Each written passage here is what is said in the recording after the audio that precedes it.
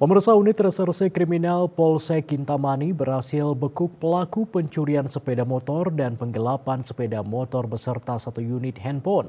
Dua pelaku berhasil diamankan saat melintas di wilayah Jemberana. Kapolsek Kintamani Kompol Ruli Agus Susanto mengatakan pelaku yakni Iketut JA 20 tahun asal Bangli dan RE perempuan 44 tahun asal Buleleng.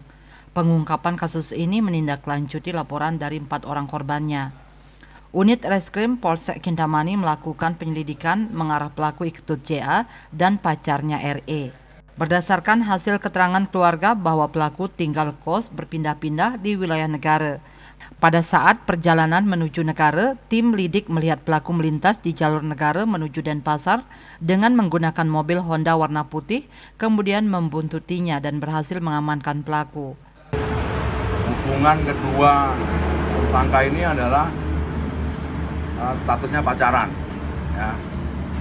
Namun ini Ketut Joni ini sudah punya istri dan punya anak 2. Hasil pemeriksaan, pelaku Ketut JA telah 2 kali melakukan penipuan terhadap korbannya yang bekerja sebagai driver ojol dengan membawa kabur sepeda motor mereka dan 2 kali melakukan pencurian sepeda motor di areal parkir di Sukawana. Raiswantara, Bali TV.